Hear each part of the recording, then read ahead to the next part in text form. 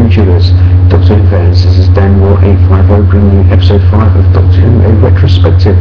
Today I'll be looking at the Peter Davison era, which spanned from 1982 to 1984. Oh, 1981, sorry, to 1984. Peter Davison obviously was the Doctor that I fondly remember, because he was the Doctor that I grew up with. I first noticed Doctor Who when he became the Doctor at the end of Legopolis, and they had a season from 1981 where we had stories from the previous incarnations of Doctor Who. I vividly remember seeing William Hartnell and Patrick Troughton and John Gold. But anyway, probably covered those guys. I mean, Peter Davison, looking back now, I'm a top Doctor Who fan. I grew up with the show. I love it, absolutely love it. I've collected all the Peter Davison stories on VHS and also now on DVD. And out of all of them, despite fondly remembering the Fifth Doctor, and his companions, he was probably the most uncharismatic out of all the Doctors. I'm probably sounding a bit harsh here, but looking at his character, there wasn't really a great deal to him. Tom Baker had the eccentricity, by the bucket load, and obviously Patrick Troughton, and to a degree I'd say probably Sylvester McCoy since then, but Peter Davison didn't really have it. Although Peter Davison is a bloody good actor, to be fair, and he made a pretty good festive job of playing Doctor Who number 5. I think, to me, from the seasons from 1981 right through to 1984, for me they're probably arguably the best seasons, certainly for John Nathan Turner, the then producer. I think John Nathan Turner did a great job taking Doctor Who into the 1980s, bringing it up to date as much as he could, new title sequence, absolutely everything.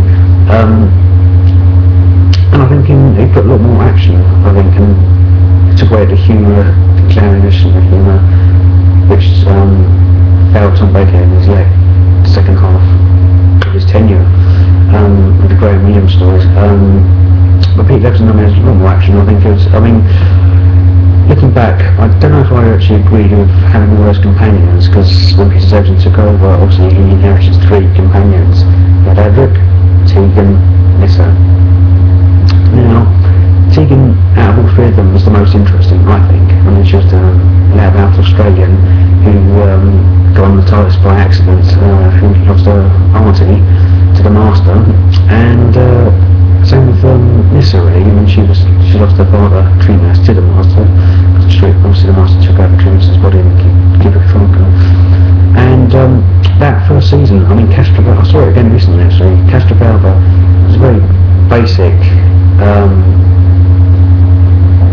Doctor Who story. It was that regeneration story. It wasn't really a lot to it, really. It was a straight follow-on from Legopolis, where the Doctor was having problems post-regeneration, needed to be careful by his companions, and I'd recommend you see it. You may like it. I did at the time, but looking back now and often viewing it again, I think a lot of it really.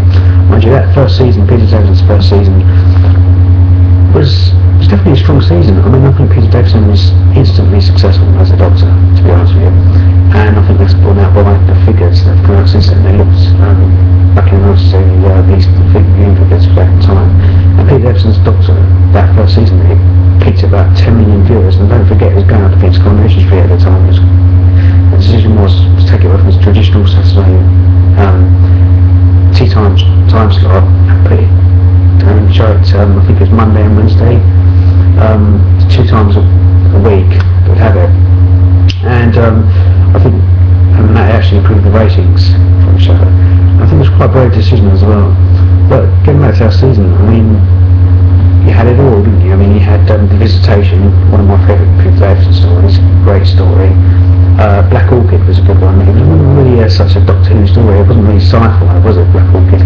It was a more of a period type story. You go to the house and you discover an explorer who's been horribly disfigured and who's become mad and killing people, and his fiancée happens to look like Nyssa. And she tries to kidnap her and all the rest of it, and I'll let you watch the story Black Dog is pretty good, along with the Visitation.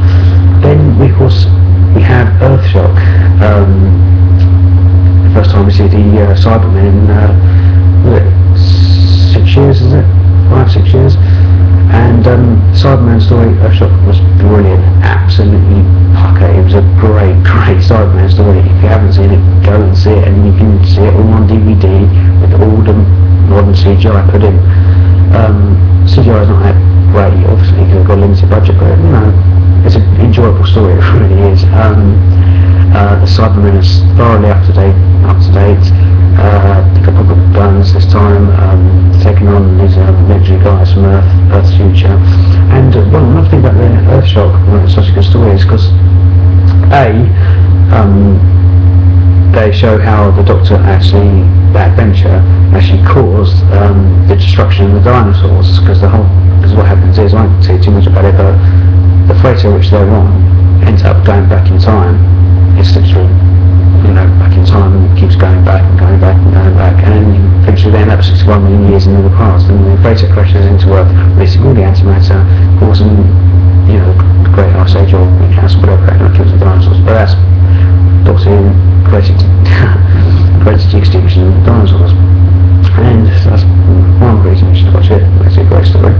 And B, you finally get rid of Adric. It's great just for that as well. You kill that guy, it's brilliant. I couldn't stand Adric, his normal companion. He said, he just didn't fit. He wasn't worthy to be in the TARDIS as far as I'm concerned. I just didn't like him.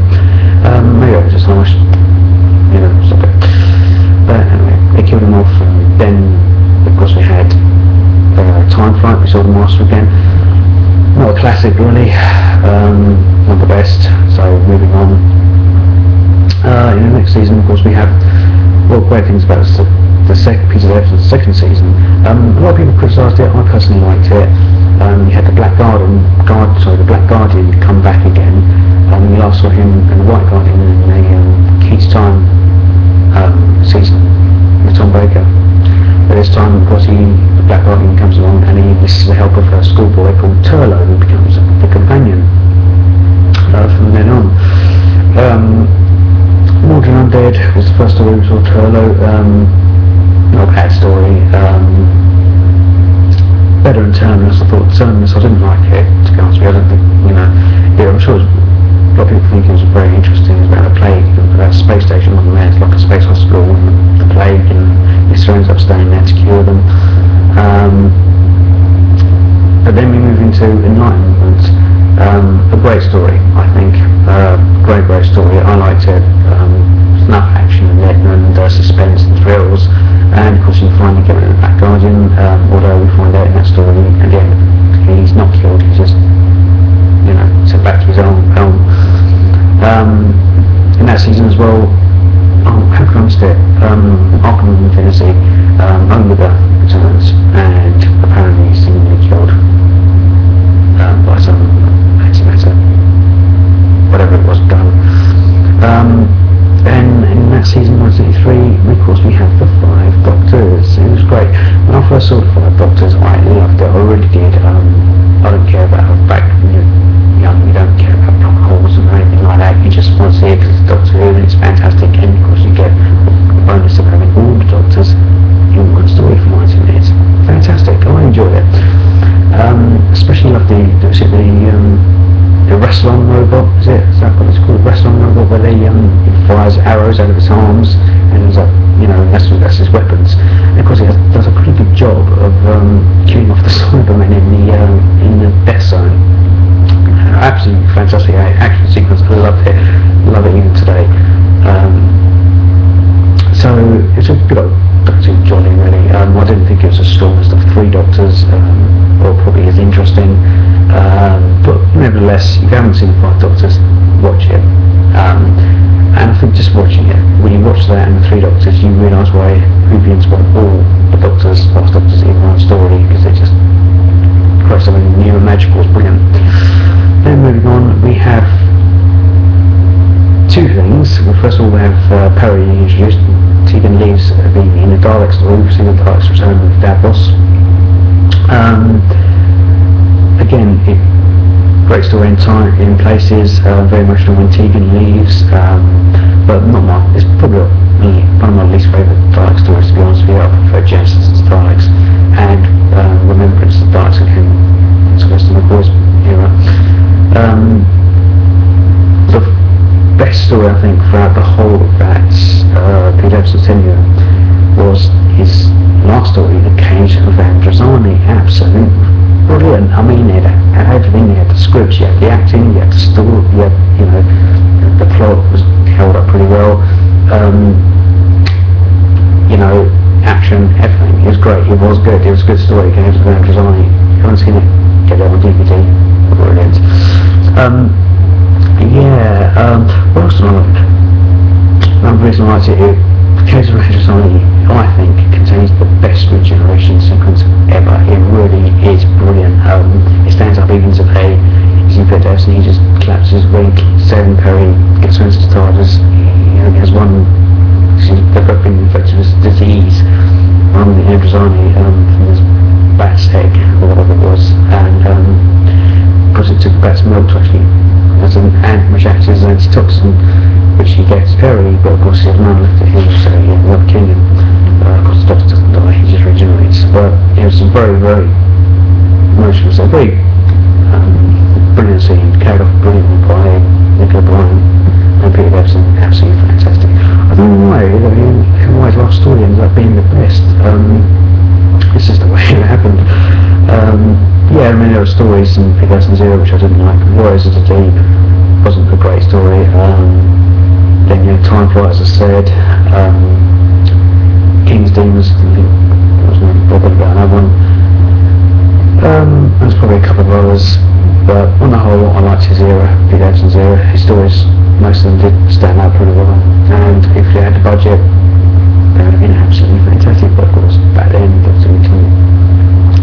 I think John Nathan Turner as a producer, I think that's where he did his best work during Tom Baker's final season, and Peter did throughout the whole of Peter Davison's era.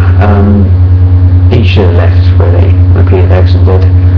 If he had done, he would have gone down as probably one of the greatest Doctor Who producers there had ever been. Unfortunately, he ended up being a bust, because what happens is it's taken too long, not all his fault, and we're going to go into that in the next video with Colin Baker. And I'm going to be very, very nice about Colin Baker, because I've really changed my mind about him, and I'll explain more in the next video. But thank you for listening, and I'll see you soon. Thanks. Bye.